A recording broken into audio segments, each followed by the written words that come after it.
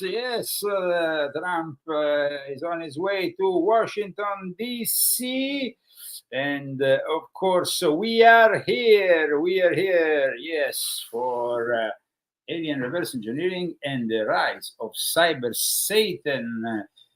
In the age of Trump, this might happen. No matter what, the irreversible rise of cyber Satan seems to be one of the problems of our era. We will be talking about this and much more. And we might even have a surprise at the end of the show. We might even give the possibility. That's what I thought you were going to say. No, we have various surprises today. Huh? Can I say it? Yes, we might ask. There's a speck on my computer. It looks like I have something black on my face. Okay, that's good. Okay, so in the meantime, welcome to the Leo Zagami show from Leo and Christy. Christy, who are today's sponsors? Marco Carrillo and Daniel Estes and Alvarizada Minta. We have also. You know the one that you wrote down? Yes. And what's his name? I forgot. Well, Wes. Also Wes. Yes, but for informative content. Thank you very much, Wes. And you wrote it down. Yes, I have it down somewhere. I'm gonna have to go and find it though. So. Wait. I know. No worries. Let's continue with our intro. Oh wait, I got it. No,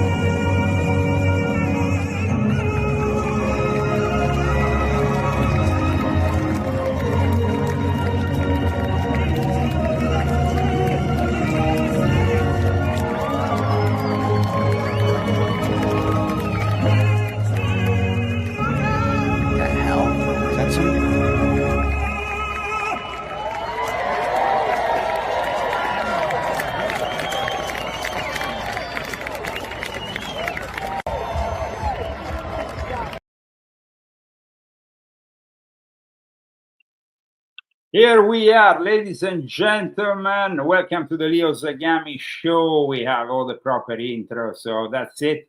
Today's sponsor, PoliceStateVictims.us and XCOM/arson victims, plus who are the others, Christy? Marco, Carrillo, and Daniel Estes, and Margaret's got it.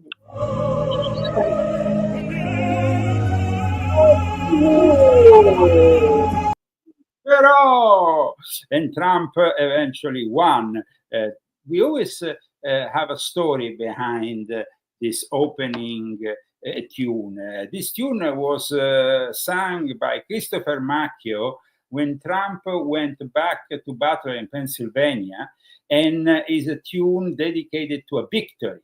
And so Trump won, and now, of course, like we stated just a moment ago, he's on his way to Washington, D.C., where at the last minute they have moved indoors, just like it happened when there was the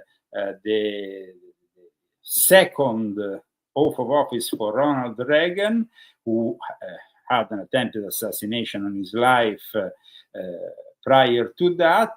We have the same kind of scenario with Donald J. Trump justifying the whole thing because of alleged cold, glacial, Arctic weather surrounding the premises that made it impossible. In reality, guys, there is a lot of security concerns, and apparently they were even thinking of moving the whole thing in the White House. But a lot of people are upset because they, of course, had booked their flights, gone to Washington, wanting to see the president, not indoors, but outdoors.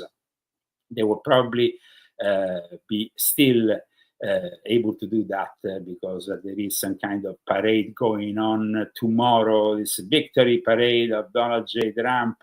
Welcome to the Leo Zagami show. And of course, Christy, we need the air conditioning because guys, with all these lights, it gets always a little bit too overheated here in the studio. But we want to thank our sponsors who make possible for us this broadcast, and you can of course donate through GoFundMe or through Cash App. And like Christy anticipated, there's a couple of surprises for today's show. One of them would be the possibility to call in. We will give at least one viewer the possibility to call in, and we're gonna see how it goes. So. See how it goes, because technically we haven't done this for a long time. But our question is on the nature, malevolent or not, of Elon Musk. Do you believe Elon Musk is a good thing or a bad thing for Donald J. Trump? We will be asking this to at least one, but maybe more, depending on the time, because we also might have a guest that will be intervening. We are not sure yet, but there might be a guest intervening directly from Washington, D.C., but we will be confirming that in a little while. In the meantime, welcome everybody to the Leo Zagami show. And of course, this weekend there is a lot of talk, especially when it comes down to all the UFO enthusiasts, about another whistleblower who is supposed to reveal new things. Now, who is this whistleblower and why is so important? It is, of course, something to do with reverse engineering. Now, you know that I have been talking about this subject for a very long time, especially in two books of mine. I've explained the importance of reverse engineering through, of course, alien reverse engineering in volume 7 and 8 in connection with the creation of cyber Satan, of the artificial intelligence, of the digital prison around us. So this is a very interesting topic today. There will be actually a entire documentary that will be broadcast on News Nation this weekend. As you can see from this article posted on in the New York Post, we have Air Force veterans saw alien, non-human, egg-shaped aircraft while working for secret UFO retrieval program. Now, you know that I have, of course, discussed David Grush, who has been another important whistleblower, but there is now, of course, a new whistleblower that is coming up with new revelations. And this could be maybe that announcement that just before the inauguration, Stephen Greer was talking about a month ago, if you remember. Yeah. Now, this guy is called Jake Barbier, and he was contracted by the military branch to work as a helicopter pilot to the sites of downed UFOs in secret retrieval programs within the U.S. Armed Forces. He saw visibly with his own eyes this alien craft. So let me just include a brief clip of what will be, of course, this whole interview that will be broadcast this weekend through News Nation, so you can have a better idea of what I'm talking about, because it's all connected. It's all connected. It's connected also, of course, with Trump's inauguration, with the presence of what Joe Biden called the tech industrial complex, which is kind of like follow-up to the military industrial complex. Though we have, of course, a lot of questions about Joe Biden's genuinity, because we know that he doesn't really, he's not totally honest about being financed by people like George Soros, who even gave a medal for freedom, and at the same time he criticizes the billionaires who instead are now supporting Donald J. Trump. But let's go back to this Air Force veteran whistleblower and his revelations. Those sightings the military can't explain. Congressional hearings, Pentagon whistleblowers, armadas of strange aircraft flying over, of all places, New Jersey. What does it all mean? Well, since last year's groundbreaking interview with whistleblower David Grush, News Nation's been out front on this story, and we've got another major exclusive. A new whistleblower is coming forward saying he's not just saying he's heard about a secret government program to retrieve UFO crash remains. He says he's worked on this program. He claims to have video to prove it and credentialed colleagues who back him up, and he has the attention of at least one senior lawmaker. News Nation's Ross Coulthard has been working on this story for more than a year. He conducted the interview for a special report airing right here this Saturday at 8 p.m. Eastern.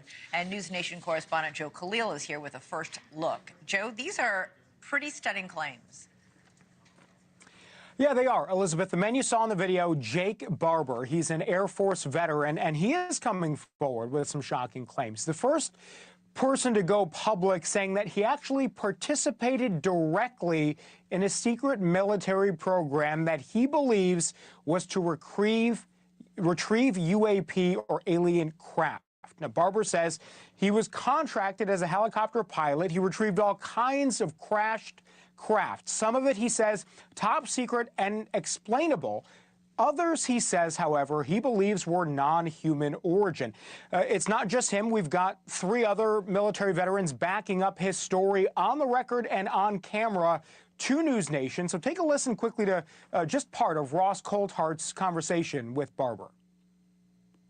So tell me about the moment when you realized that you were involved in a retrieval of non-human technology, alien tech. So it became very clear the first time our communication process and procedure was modified. And then just visually looking at the object on the ground, you could tell that it was extraordinary and anomalous. It was not human. How close did you get? Well, I was a helicopter pilot, and I operate with 150 foot to 200 foot long line. So I got within 150 feet of this object. What did you see? I saw an egg, a white egg. Was there any visible propulsion system on it? No, not what we would know. There's no engine, there was no thermal signature. I was operating at night when I finally came in to pick it up, so I'm working under night vision goggles at the time. And it was quite clear. I flipped them up, flipped them down, and looked at it a couple of different ways. How did you know that that egg-shaped object was non-human in origin?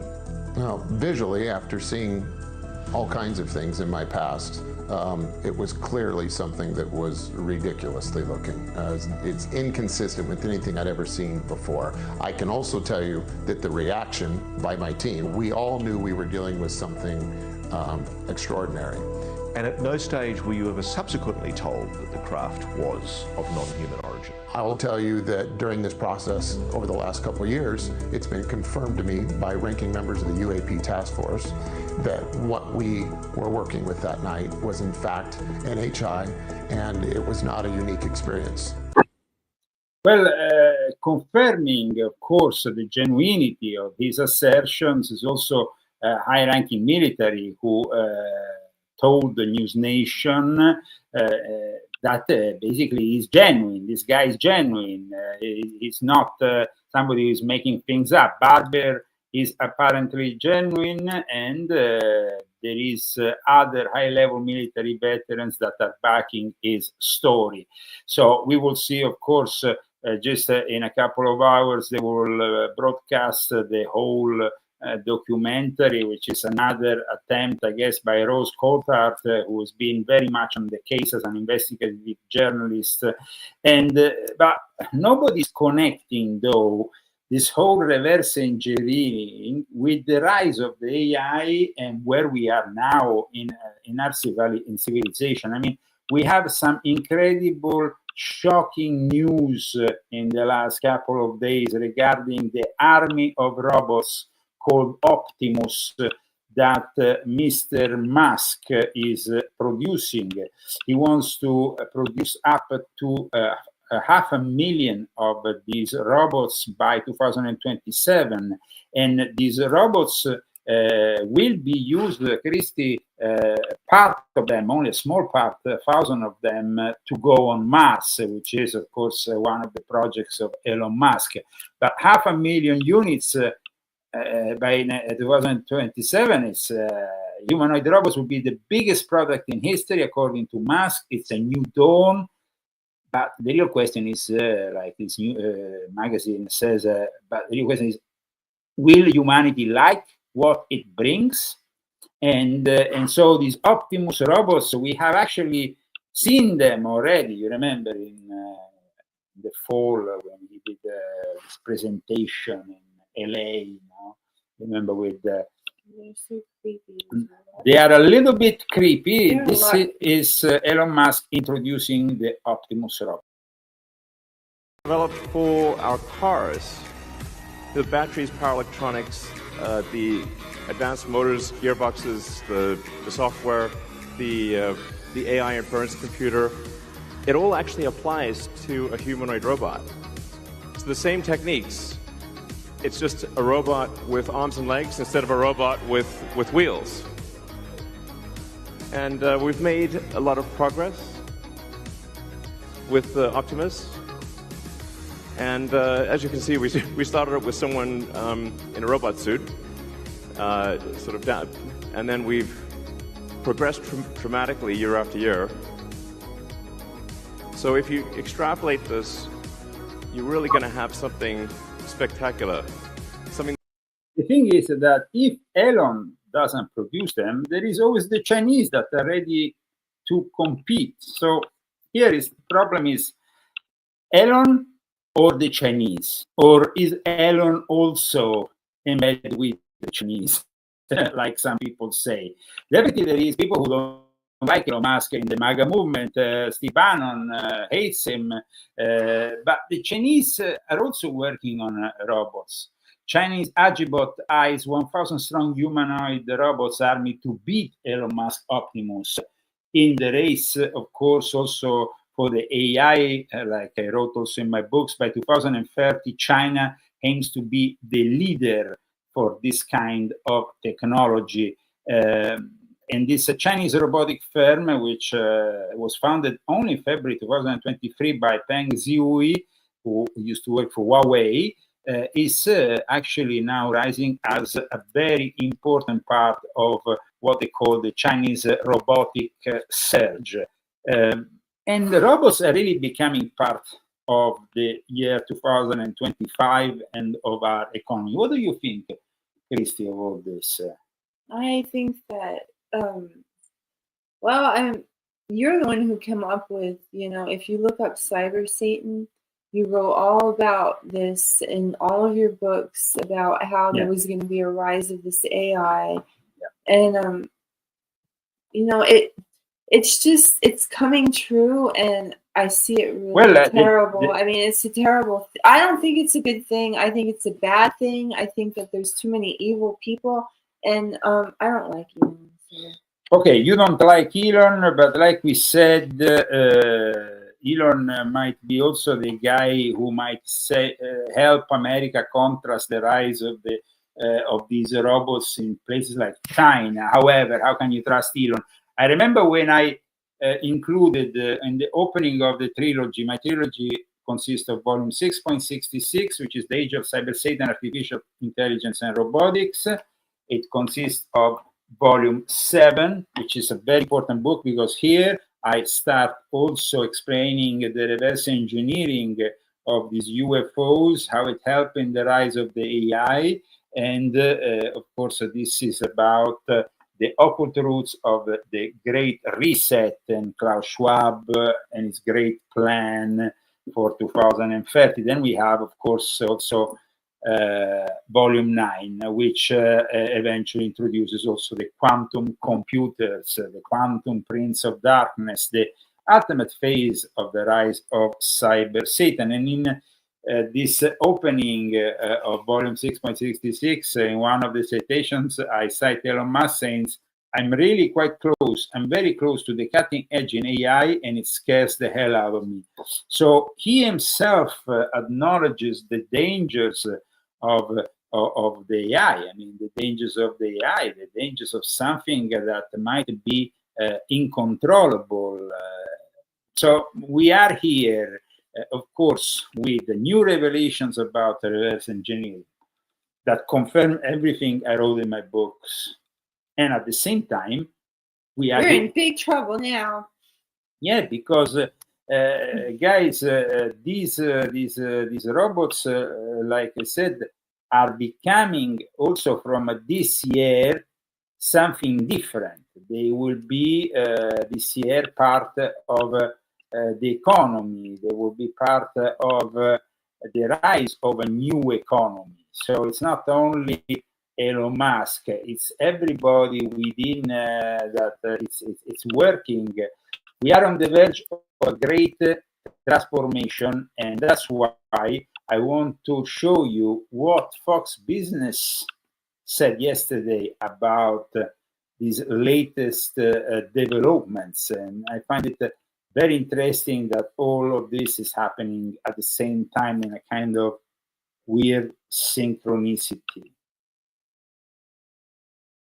I want to bring in Spear Investment Founder, Chief Investment Officer, Ivana Lelevska. Nice to see you. One of my favorites.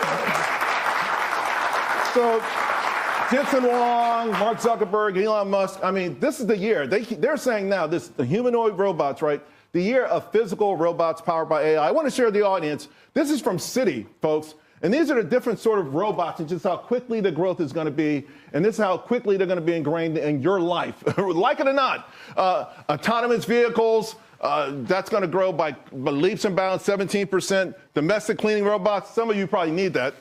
I do, I'm not going to lie. Humanoids, drones, carrying robots like the guy needed on that spaceship, commercial cleaning robots, food, grocery delivery bots, food services bot. What do you make of this? I mean, is this accurate in your mind? Do you think it's going to come on this quickly? I do, Charles, and actually out of this chart, I think the humanoid robots are the most interesting opportunity, as well as the autonomous vehicles. So if I had to zoom in on two categories, I think those would be the two. And Jensen highlighted during CES basically saying that humanoid robots, autonomous driving, and agentic is another category, which are robots that will work on your computer side by you.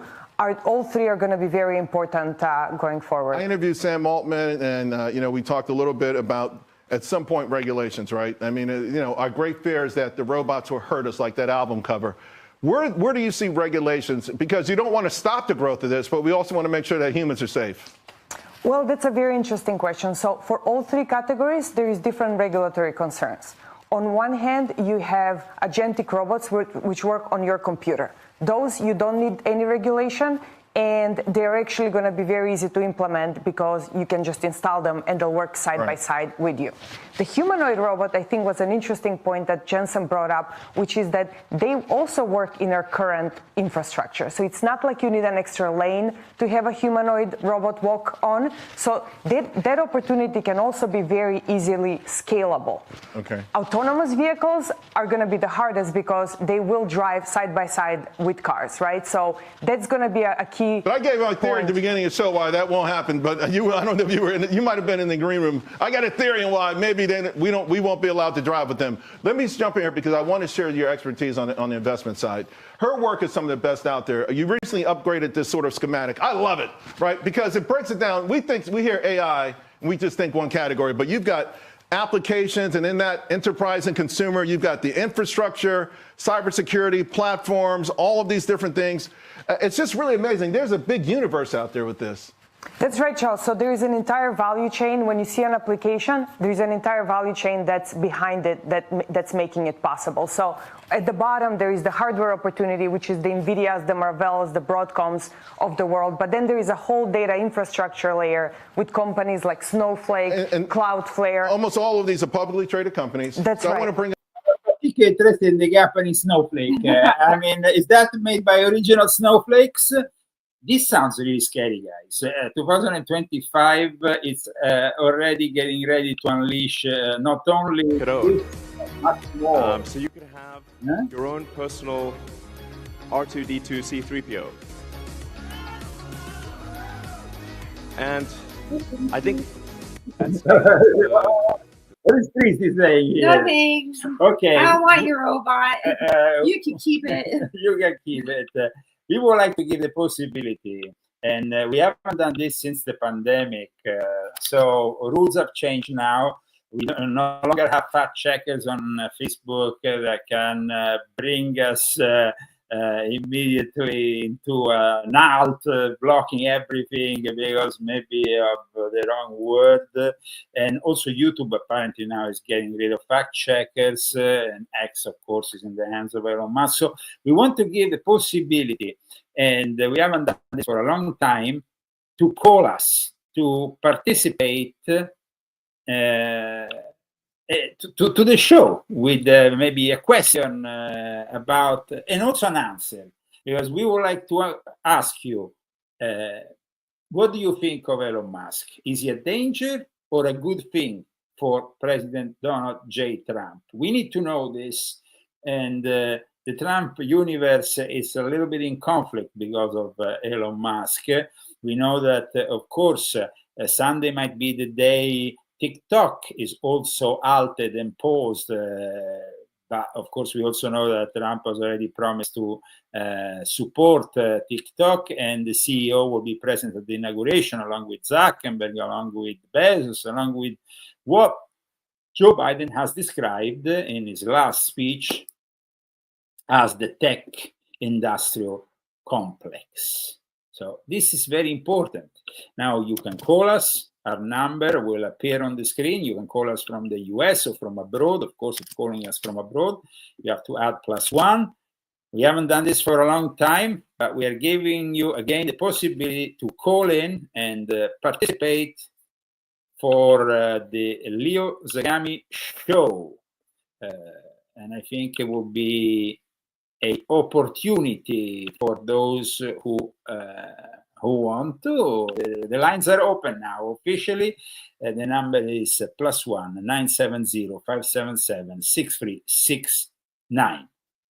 Call us if you want to have a chat about this specific subject. Now, we don't know if you are interested, but if you are, now is the time to call us. Nobody's going to call. Nobody's going to call. Whatever. Fine, no problem then. The phone number is 970-577-6369. Leo and Christy, we are broadcasting live, and we might also have a surprise in the coming 20 minutes or so. We are on the verge of a big transformation when it comes down to robotics. We are also on the verge of knowing more about this alleged alien reverse engineering program that has been with us for a very long time. And we have this inauguration, which is, of course, going to happen in a couple of days, but the idiots are already getting ready. Sponsored by George Soros, a bunch of drag queens, black women, and other very questionable libtards gathered in Washington, D.C.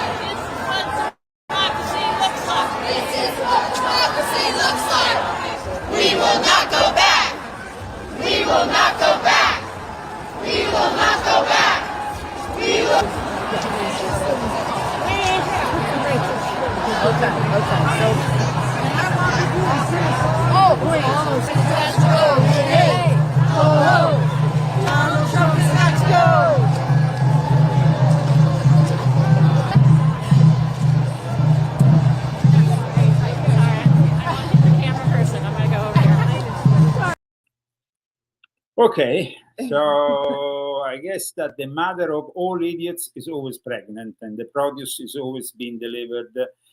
That is what there is a saying. The mother of all idiots is always pregnant. When you see this kind of people in the street, I never heard that one. I mean, it's just like, it sucks to see these people. Some people were asking the phone. Here it is. Welcome to the Leo Zagami show. Who am I talking with? Hey, Leo, this is Tom. How you doing? What's your name? Tom McCool. Okay. Where are you calling from? South Florida. Okay. So is Elon Musk a good or a bad individual for you? I think he's too emotional to be anywhere near the government, to tell you the truth. Okay. At the moment, he doesn't really have a really formal job. He has this Doge role, but it's a kind of not really that formal. He may be intelligent, but he's too emotional. I mean, look at the HB1 views and what he calls people and what he says. I mean, he's unstable for any kind of government. I know. I spent 21 years in the government. Okay, so I think he's too emotional. tell you the truth. I like this perspective. I mean, it's a very, I guess it's a very clear and honest perspective of somebody who you said is a genius, but regarding government, that's another kind of thing. However, there has been a lot of talk about this. Yes, please. Yeah, it may be good for the government fund program, and that's okay, but he should not be in anybody's ear. Okay. Do you think he is, though, dangerous, like some people say, like Steve Bannon? No. If everybody takes his advice with a grain of salt and follows through and does research and that sort, no, he can be a plus. But you know, like the Bible said, and Alex Jones said, tell a tree by its fruits. You know. Thank you very much for. Do you follow us? Regularly? I do. I listen to you every week, and I pick you up on BAM video when I miss you. I do. I love your show. Great work. Thank you very much. God bless you. We are now going to another viewer that unfortunately put the line down. So if you want to call us again, you can do it. The phone number is 970-577-6369. I guess you see after the initial shy vibe, now they are calling us again. They are back. I guess that we try to have two people on at the same time, but it's like, of course, our equipment here is not the most advanced. We are trying our best, guys. I hope that also you could clearly listen to the to the caller. And it was actually a very interesting point. I mean, that was put forward. The guy is a genius, but in regards to government, he might be a little bit too volatile, and his way. No, what do you think of Elon Musk, Christy? You already asked me. I think everybody knows what I think. You don't seem to like him. I mean, he shows himself. He wears a Baphomet for Halloween, and you know, he's an atheist, and he's into robots. He's into transhumanism. He's into transhumanism, and you know, I don't think that, from what I read from your books, it's not very good, and that this is what is going to bring Jesus back. So that's what I think. I mean, it's the evil to bring the good, but I don't know. I just wish that Trump would just get away from him. Honestly, that's my opinion. He's just too much there. He moved into Mar-a-Lago. Every time you see Trump, he's there like the friend that nobody wants around, but he's always hanging. You know? And he has rented a $2,000 a day cottage in Mar-a-Lago just to be there. But God bless. I mean, the guy maybe is transforming himself. God bless what? I mean, hope that he can be exercised, like we said, because he might, you know. They already did that. Okay, let's go back to. You can't exercise a robot. Regarding robots, let's continue to see what are the economic developments that are seen as feasible by Fox Business. Let's share with the audience some of the names that you like right now. We're going to pull up in these respective areas some of the things you like. So inside the rack, NVIDIA, Marvell, Arista. Let's just ask, I want to ask you about Arista because that's relatively new, right? That kind of got hot amongst Wall Street, you know, in the last couple of years. That's right. So Arista is a player on the networking side, and we think networking is going to be one of the key areas that is going to drive improvement of performance of the chips. So how you're connecting the chips will be key in driving performance. You've got Tesla in your applications now. That's Wall Street's got a love-hate relationship with it. Why do you like it? Well, we like it mainly because of the robotaxi opportunity. So I think the FSD side, which is autonomy as an application, is already priced in. Right. I think the EV opportunity is priced in, but the robotaxi, if it happens, that's going to be incremental to the value. I saw a chart today from Morgan Stanley in a robot taxis. It's crazy. You're going to be taking a robot taxi in less than a year.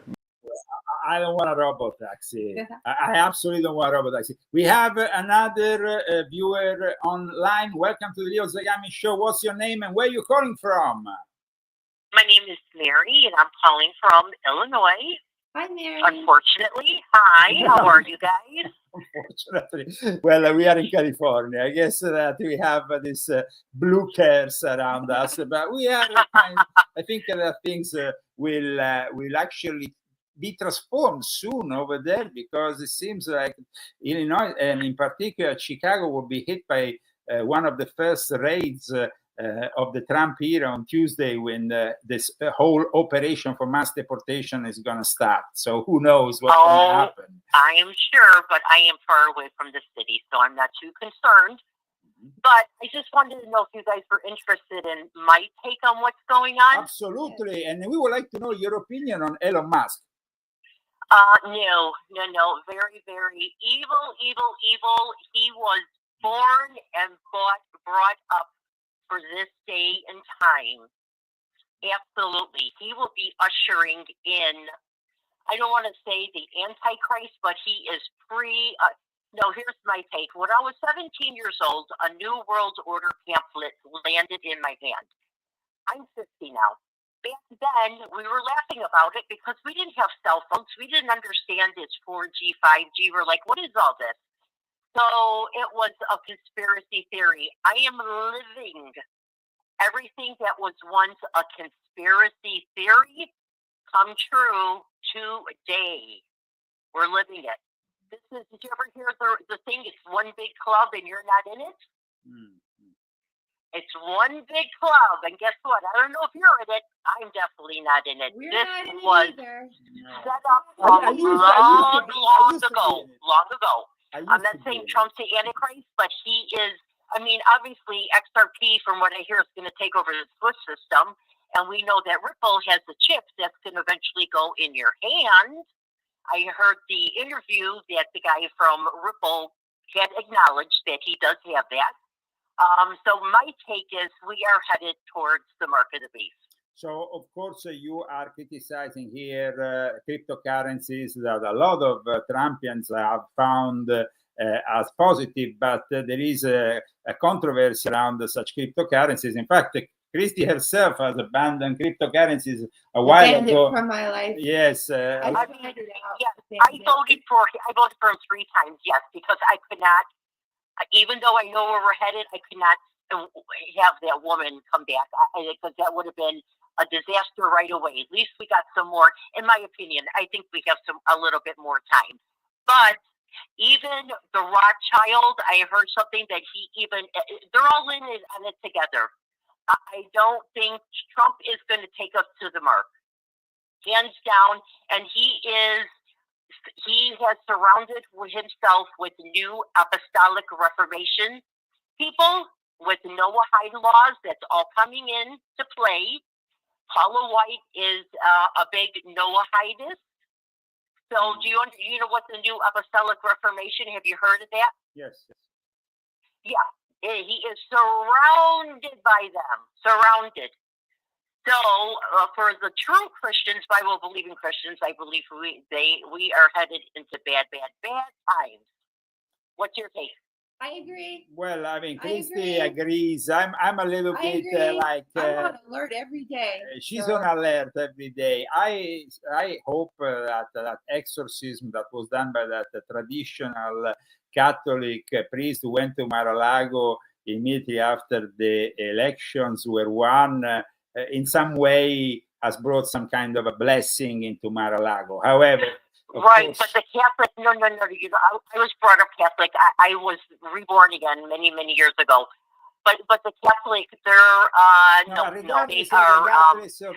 headed. Yes, they're not in the right direction. Yes, no. But regardless of the denomination, I'm just talking about an exorcism, and the guy is, of course, a very known exorcist, and so I was just hoping that maybe a blessing and an exorcism could at least help. Absolutely. But thank you so much for calling. Hey, one more thing to say. Yes.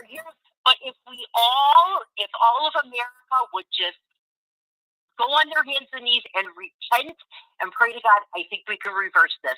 Thank you so much for really calling us. Thank you for calling us. Thank you, Mary. God bless you. And we unfortunately ended our small experiment, but it was very successful. We had a lot of people queuing up for calling. I'm sorry we couldn't answer all of you because we now have a guest directly from Washington, D.C. We have our correspondent, Kristen T. Harris, who will be also corresponding for InfoWars. Here we have Kristen. Welcome. Hey, Leo. How are you guys doing? Welcome from Washington, D.C. It's been a very incredible day. A lot has been going on. When I got off the airplane and the airplane landed in Washington, D.C., the entire airplane was chanting USA, USA. People are really excited about what's going on here in Washington, D.C., and people are coming out from all over the United States in support of presidential nominee Donald Trump. As well as today, there were some counter protests that went on, Leo, but the spirit here seems to be very Americana, very excited to see what this administration will do, and will it put its money where its mouth is? Well, thank you so much for intervening and for giving us already a perspective of what we have seen on the ground. You have arrived today to Washington, D.C., and of course you have noticed the change in preparations, no longer outdoors but indoors. What do you think about this choice by President Trump and his team?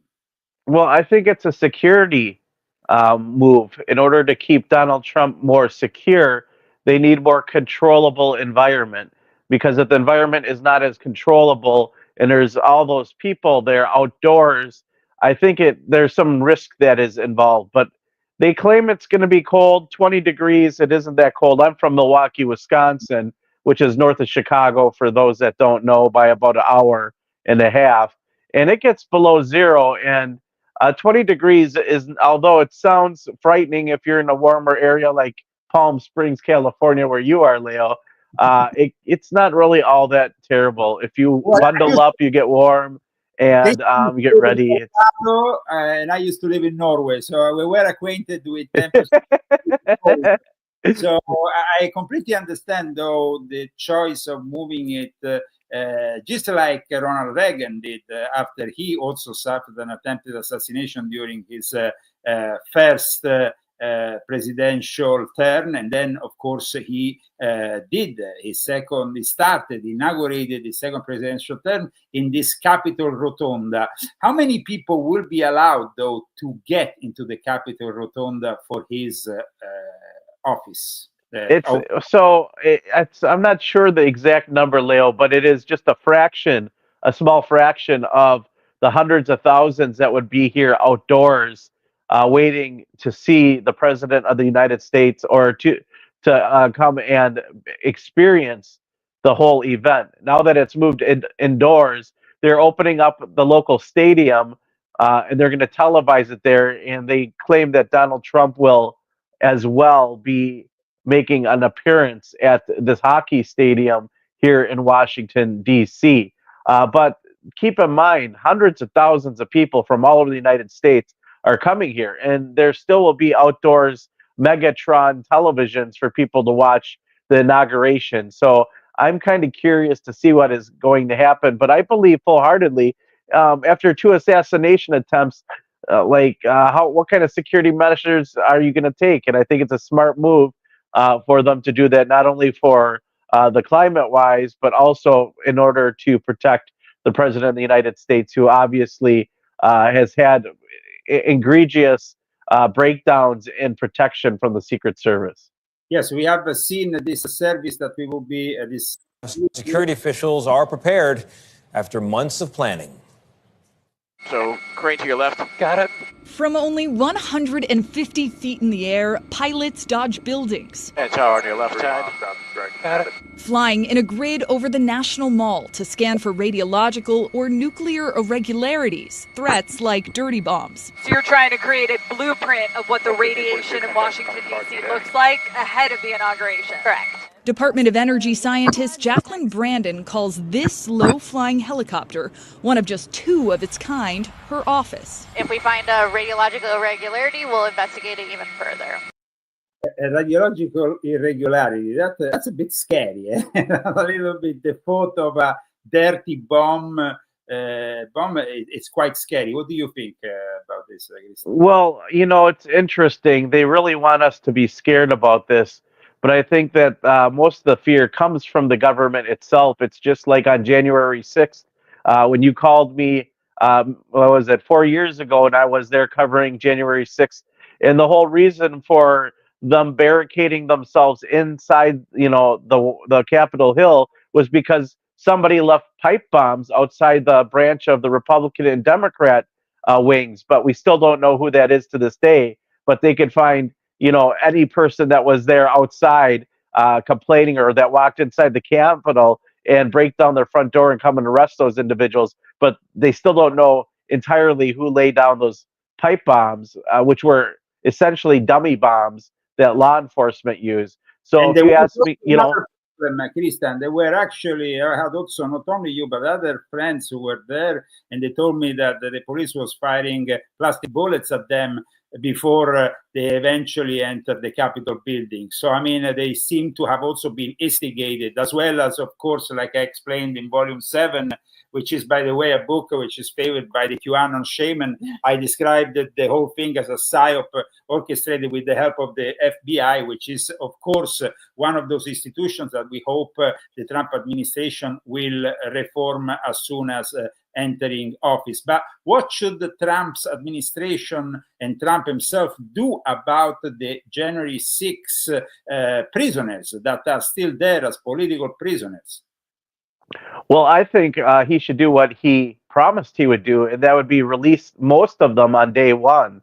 You know, I think that would be the right thing to do. I would kind of giggle if, you know, maybe Joe Biden did it first on his last day just so Trump couldn't, you know, but just in spite of Donald Trump, right? But I think in reality, I would like to see him release all the non-violent criminals, the people that did not commit any crimes that just happened to be there. Just because you said something doesn't mean you instigated it. It really wasn't an insurrection. As we know, the whole thing was a honeypot. And I agree with you full-heartedly, Leo. I think that it was a honeypot. I think it was something that they had the feeling that could happen, and they allowed it to happen, and they framed it as an insurrection, when in reality there was no threat, right? The pipe bomb most likely was dropped by an off-duty cop, right, to give them the justification to make it look like an insurrection. And then they had sedition hunters, right, which are getting their direction from Bellingcat, which is half Antifa works for those organizations, hunting their political adversaries and enemies, the Proud Boys and conservatives, and going after influencers. I have recorded on the Rundown Live 7 days before January 6th happened, a website where it said, turn in this influencer to Antifa and where their whereabouts are on January 6th. So they were there looking for influencers, and they wanted to record them, so hopefully to turn them into the FBI. The whole thing was a very obvious psyop at some level. And Leo, I do have those videos still that show me talking about this 7 days prior and showing on the screen Antifa's very own websites where they said report the whereabouts of these individuals. And majority of the 250 people on that website were all on the FBI most wanted list. Is it coincidence? I would say probably not. I think it was definitely orchestrated, and I think they used, Bolshevik tactics where they used the law against their political adversaries, and that's what we saw on January 6th. And the left just ran with it. They called it an insurrection. As a person, Leo, I've covered over 200 protests in the last 10 years. I was a key reporter in the Kyle Rittenhouse trial. I was there at the George Floyd protests when they burnt down buildings. I've been in some very dangerous situations, and January 6th was not even in my top 10. Well, thank you for telling us that. I mean, from a month prior to that event, I started to tell all my friends, even in the Proud Boys and other groups, not to go because I felt really bad about what was about to happen on that day. And I actually stated that even on InfoWars, which was very adamant about encouraging people to go on the 6th of January. I felt that was a trap from the very beginning. Now, we were asking during this show to our viewers their opinion about Elon Musk. And your opinion about this sudden support by what Joe Biden has defined as the tech industrial complex. I mean, a little bit like Eisenhower's military industrial complex, which he himself, in fact, has also cited in the same speech. Elon Musk is a controversial character. Either you love him or you hate him. What is your take on him? Well, it's kind of like having a discussion about King Solomon, right? You have this individual who has the potential to do a lot of good, but yet he has all these nefarious things going on in the background. Brain chip interfaces, yes, they're wonderful, right? They can help people potentially walk who can't walk, fix mental issues, amongst other things. And who knows what else the capabilities are for brain chip interfaces are until AI decides it wants to download itself into a human being, right? Or memory contamination if you're sharing memories with another individual. Who knows? But Elon Musk is spearheading this technology. He's spearheading automation, and these is like anything else. It's a tool. It can be used for good or evil. And at the same time, we have Elon Musk dressing up in Baphomet type outfits for Halloween, and playing his favorite game, Diablo. And I'm not saying there's anything wrong with playing video games, Leo. I'm just saying that with all the good things that he has done to try to help free speech, there's also some underlying concerns and issues. So it's not unfair to say, hey, although I like some things about someone and they're an influencer, what about all this negativity that comes along with them? And I'm kind of concerned because Elon Musk could go either way. Is he King Solomon repenting for all his sins and evil doings as being one of the wisest black mages in history and coming to the Lord and God? Or is he just kind of playing the game and trying to find out where he can get himself in to better profit from it, like every other international corporatist who is trying to make money and find and wiggle their way up the power structure? Ultimately, if you are there for this inauguration, you are obviously not scared of a potential terrorist attack. But have you thought about that possibility? Yeah, I've thought greatly about the potential. My mother probably has thought about it more than I have. She's more concerned because I put myself in these positions all the time. Leo, I believe that the biggest concern for a terrorist attack may be coming from maybe these peaceful Palestinian protests because Hamas could embed themselves in that. It's really easy to come across the border here in the United States, right? The borders are basically free. And it's not just people from South America. Who's to say the terrorists aren't already embedded here and they're just waiting for the opportunity to spring out? And I don't really think at an event like what will be happening at the inauguration on January 20th will be primed for a terrorist attack. However, if there is an organization or cell looking to make their name, that would be the time and place to do it.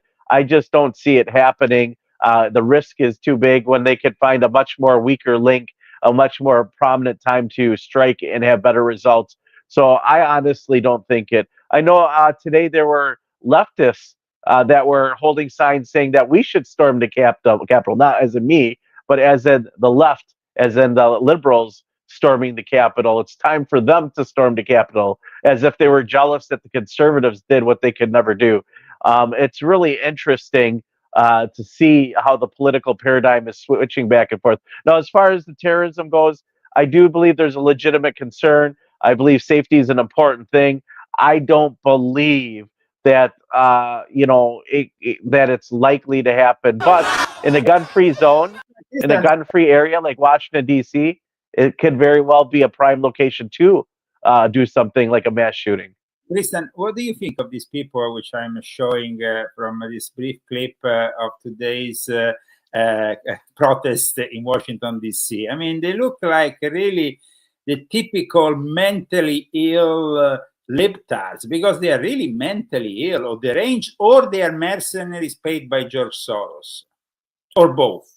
Well, okay, so at today's event, there was a lot of antagonists and a lot of interesting people, and I won't disagree. I believe that there are a lot of people who are legitimately mentally ill, and we are normalizing that under the guise of trans, right? However, I do feel sorry for the youth who are now educated that this is a normal way to be and are encouraged to act in some way, that it is brave if you change your gender, that is brave if you change your genitalia, and that you are a hero for doing so, when in many cases, a lot of these people probably would have never done such a thing, or, a lot of them detransition back. Like, it's become to the point where I believe that mental illness is given, a name, and not that we shouldn't treat our mentally ill right, but normalizing it so big pharma can make money off of it and going after children, that's a sin. That is corrupted evil, and that's a nation that I don't think God could support. The idea that you could go after children and mutilate them and try to get them to change their gender and change what God made them, which is the being that they were coming out of the womb. Now, if you're 18 and you want to make those decisions, I fully support your right to decide whatever you want to be. I'm trans financial, Leo. I identify as a billionaire. My dollar bills are all 100s, and if you don't honor it, well, you're a transphobe. Well, you're trans financial. That's interesting. As long as you're not transhumanist, because that's a really ultimate development of transgenderism, and that's why. Well, it's post-genderism. So, Leo, I have a confession to make. In 2020, I ran as a candidate for president of the Transhumanist Party, not because I wanted to endorse their philosophies, but I ethically wanted to challenge it in debate. And I would be interested in a biological transhumanism, but not a mechanical one. By biological, I mean if we can live healthier, if we can take poisons out of food to live longer, if we can find natural cures for diseases, I support that. But replacing all my body parts to where I'm not human and I'm robotic and I'm living as long as Satan, I have no interest in that. Now, one other question, because I know that you have touched a lot in your investigations on the Jeffrey Epstein and Ghislaine Maxwell, of course, you have followed very closely, even too closely. But there is now some new revelations about Jeffrey Epstein's cellmates who allegedly said that the late pedophile was offered a sweetheart plea deal if he gave incriminating information to impeach Trump, but he had nothing on him. What do you think about that? I would believe that could be accurate. It goes along with Trump's testimony that, yeah, he landed on the island, he saw what was going on, and he got on a plane and left. But I'm not saying that I believe that Trump is all innocent either. He has his own issues, and I would like to believe that everything is peach and creams. But when you're a billionaire and you have that kind of money and power and do whatever you want, like I said, it's the King Solomon conundrum. King Solomon is known as the wisest man in the Bible, but yet he had sex brothels and everything else, that they partook in. And he had a change of heart, and then he became a testament of all the good God can give. It doesn't mean that everyone is pure and holy and has done everything right. But I agree. I don't think Donald Trump got engaged with young minors or underage children. But as a person who researched this greatly, there was no evidence of that. But there was evidence that he did meet with Epstein, as did many other people. I mean, it was apparently at the end they kicked out of Mar-a-Lago because. Yes. Well, he got Virginia Roberts, one of the women that he later trafficked, came from Mar-a-Lago, Virginia Roberts.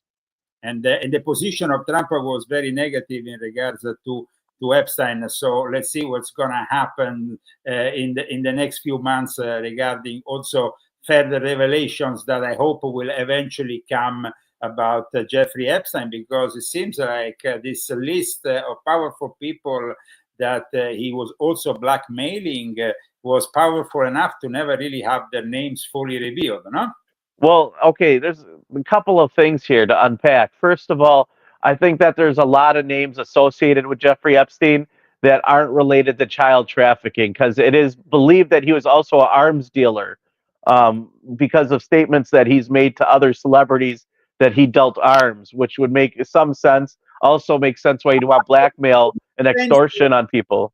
No, it will make sense also regarding the father of Ghislaine Maxwell, because he was in the same kind of, let's say, and he died also in a very mysterious circumstances. So definitely that will make sense. But in any case, I would love to have you on my Italian show if you have time on Monday, as you know. Absolutely, Leo. You can have me. And I wanted to finish one conversation that we started. You mentioned transhumanism being the end game. there is some truth to that, but I think the real end game there is post-genderism. Post-genderism is where they want to remove genitalia altogether, or make it so that children are born in artificial womb facilities and the women never have to give birth, or men are designed with a womb so they both can have children, or altogether remove genders completely and design children that no longer have, reproductive organs, and then everything is made in a designer baby lab somewhere. That's the future. Remember, Leo, when I came to Palm Springs and you brought me to this ugly satanic artwork with the babies crawling on the wall and they had barcodes on their head? What a prophetic piece of satanic art that was there, talking about designing babies and having everything labeled and putting little barcodes into their DNA so they could track them wherever they go, almost like they had RFID built right in. Now, this weekend, the News Nation is bringing up another whistleblower who is bringing out new revelations about reverse engineering, alien reverse engineering. We share a common passion for ufology. We often met also a contact in the desert. What do you think about these latest revelations that are being given through News Nation from a credible source who apparently witnessed himself one of these alien crafts? Leo, what's really interesting to me in this whole research on UFOs, by the way, I'm a certified field investigator for MUFON. I've investigated at least one case of UFO sightings, but I'm close to a lot of individuals who are the top experts in this area. And one thing I have been asking them is, where is the legitimate video footage? Where's the evidence? We're hearing a lot of hearsay. I heard from somebody who said that they saw. Like, where's the evidence, Leo? And the other thing is any legitimate UFO video that is confirmed to be legitimate, it's always the Navy, it's always the Army. So my question has been to these experts, who's to say that our government has not created anti-gravity technology and is using it against its own people, or using it against the military to verify that it works before they decide to use it on our adversaries?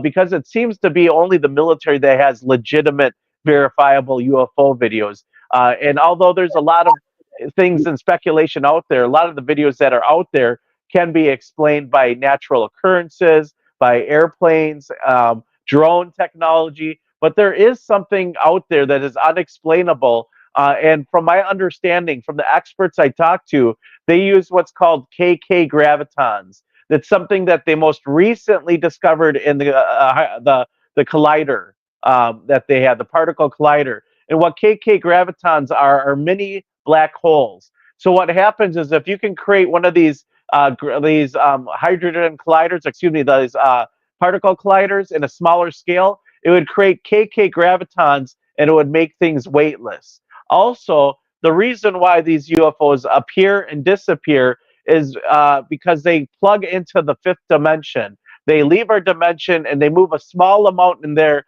fifth dimension, and then they reappear here. And that's why they look like they're skipping all over the place. But the anti-gravity is called KK graviton technology. I confirmed that through Mark D'Antonio, who also is the top video forensic officer at MUFON, who validates what is a real UFO video and was not. And he also has worked on top secret classified government projects. Well, we have this Jake Barber that apparently was confirmed to be a high-level military. I mean, he was confirmed by high-level military to be an helicopter guy who was actually working for them in this retrieval kind of UFO retrieval programs. Now, the reverse engineering subject for me is of interest because in my books, as you know, Volume 7, which I gave you personally, and also Volume 9, I connected this to the build-up of all this technology that is really becoming a prison for mankind in a way. So thank you so much for being with us from Washington, D.C. today. Thank you for joining us. And thank you for having me, Leo. And I look forward to joining you Monday. And one thing I want to finish real quick on the alien thing. I'm not saying that this planet wasn't colonized and that there aren't aliens out there, Leo. I'm just thinking that a lot of the ones that we're seeing now is our government. And where did they get the technology from? You're right, Leo. Are they reverse engineering it? You know, they could be. So. Trump, one of the things that we're very curious about is also he's supposed to tell us soon after his arrival at the White House what is going on with these drones, which also is. I found out some information there, Leo. I had Mark D'Antonio on my program, and he spoke with the Department of Defense, and those are private contractors.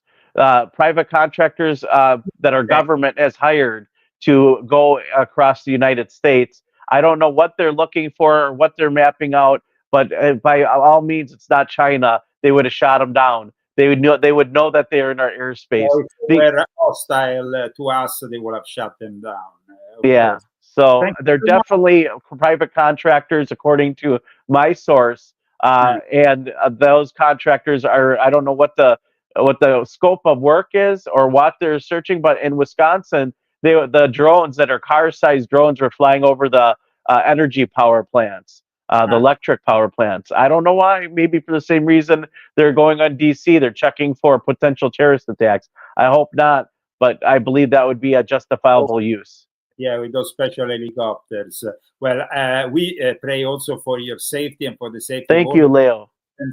To this great inauguration. It's been a wild ride for 4 years in one of the worst presidencies that we all witnessed with Joe Biden. We hope that we can now make America great again, at least regardless of all the controversies within the MAGA movement and, of course, the presence of people like Elon Musk. I think it would be refreshing to see if we can really, like the great motto says, make America great again. So thank you so much. I agree. On with us. And where can people find you? And will you also be corresponding, I think, for American Journal or for the Alex Jones? That is correct, Leo. You can find me on therundownlive.com, rumble.com/therundownlive. Rumble is a great place to find me. Facebook, The Rundown Live. Kriston T. Harris, like my name says, on Twitter and on Facebook. And feel free to reach out, Leo. I will send you a link. You can link my stuff. Thank you for having me on, and I look forward to it. Yes, I will be on the American Journal on InfoWars channel on Monday morning. I believe my time, it'll be 9 a.m. Or excuse me, I believe it'll be 9 a.m. American Journal time in Central Standard Time, 10 a.m. here Eastern Standard Time. And I will be covering things up to then. So if anything exciting happens, Leo, I'll let you know. Well, later on, I will have you on my Italian show. So that's going to be exciting also for my Italian viewers. Yeah, you got to teach me how to say hello in Italian so I can say hello to everyone. I will do it. I will do it. And God bless. Thank you, my friend. Take care of yourself and have a great weekend. We have also a parade tomorrow of sorts with Trump, no? Yeah, and there's a big event, a victory event that will be going on, and I will be live streaming this event. Okay, all the best. Thank you so much, Kristen, for being with us. Thank you guys for participating to this show. It's always a pleasure. We had a lot of surprises now today with our show, Kristen. We had the call-in from our viewers. We had Kristen T. Harris reporting. I think it was a very interesting show. Mm-hmm. Absolutely. So please continue to support this show. Continue to support Leo and Christy. The author of this fantastic cooking book, which is really going great, guys, and it's a way to perform your kitchen in a 5-star restaurant. Trust me, this is really what you need. It's the Zagami family cookbook. What the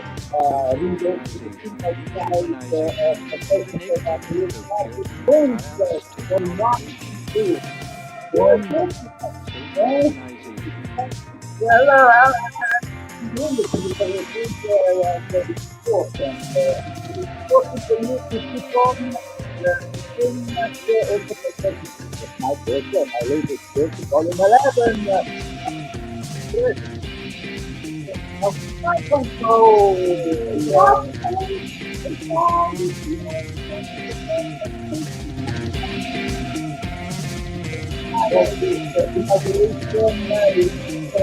the best vibes and all the best energy to Thomas J. Grant and his team. We couldn't be in this time, we probably be in the future, but in the meantime, let's pray that all goes safe. And thanks everybody for tuning in. We see you. Sponsors of today, Christy, Wes, Marco, and police state victims of US and ex-com/Afghan victims. See you soon.